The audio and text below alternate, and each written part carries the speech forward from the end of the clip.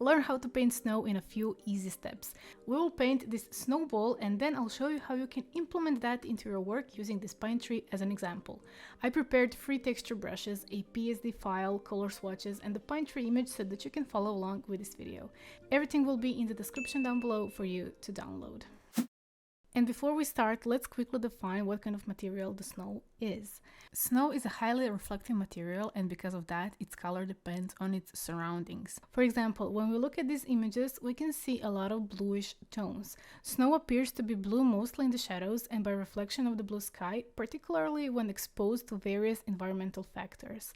And looking at this image of the sunset, we can spot more orange and even purple tones while the shadows are still blue. When it comes to texture, we know that snow is composed of little ice crystals, mostly known as beautiful snowflakes.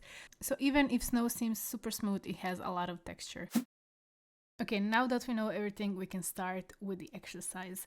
Okay, so I created a new file with these dimensions you can see on the screen. And our first step is to create a new layer, so let's do that. To create the shape for this exercise, I'll go with this elliptical marquee tool, and by holding Shift on the keyboard, let's create an ellipse. Now that we have the selection, fill it up with the bucket tool, which is G on the keyboard, and use the lightest color from the color swatches. And if you don't know how to import the swatches in Photoshop, I'll put a video on the screen for you to watch. Okay, now I want to make this shape more realistic, so I'll use the regular hard run brush and make this shape more uneven.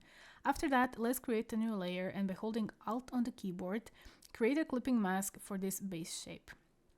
And we can also rename the layers to base and shadows.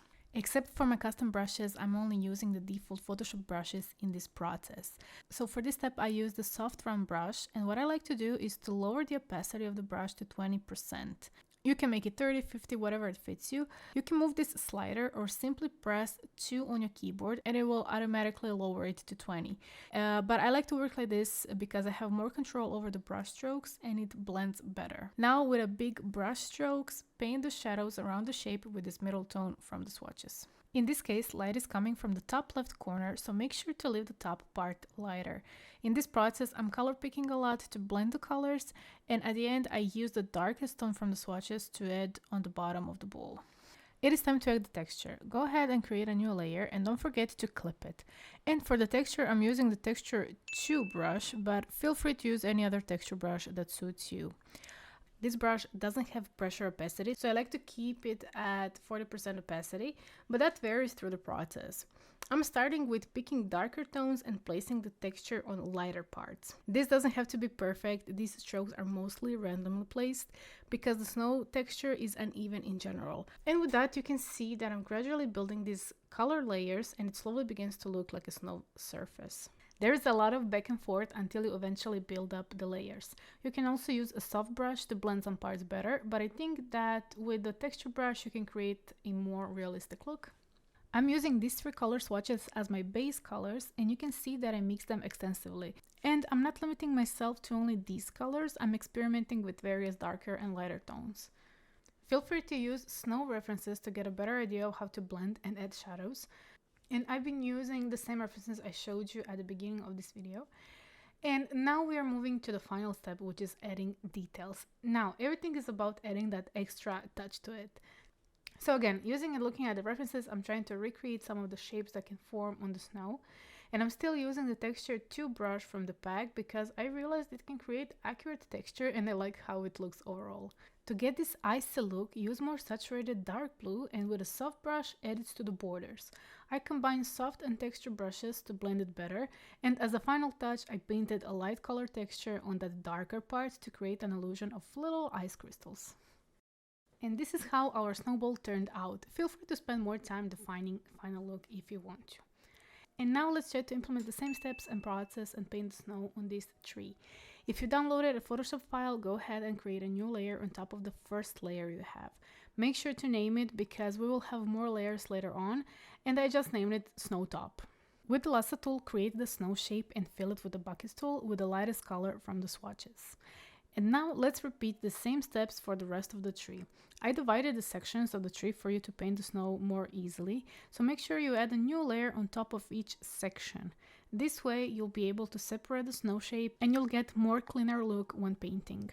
As you can see, it took me several attempts to get the shape I wanted, so try to experiment and see what works best for you. And remember, it doesn't have to be perfect or follow specific rules. The only thing you can do is follow the tree's shape and adjust it accordingly. To add shadows, create a new layer and clip it to the snow shape you just created. Using a soft brush, begin placing shadows. It's important to apply them on the borders of the side opposite of the light source to create that illusion of volume. And now repeat this process for each section. For the shadows, I'm using middle tone from the swatches, but also combining with a dark tone at the end.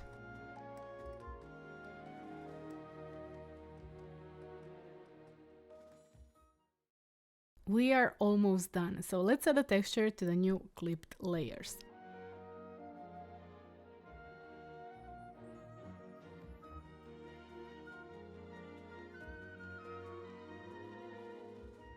Alright, and now before we consider it finished, we need to add a cast shadow from the snow on the tree. So create a new layer on top of the tree sections, clip it and use a dark green and add the shadow beneath the snow.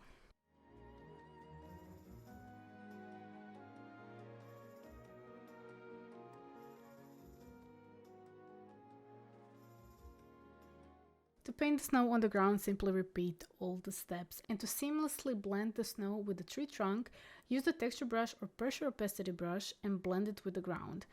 And if you want to paint snow on the other side of the tree, make sure to paint accordingly where the light source is.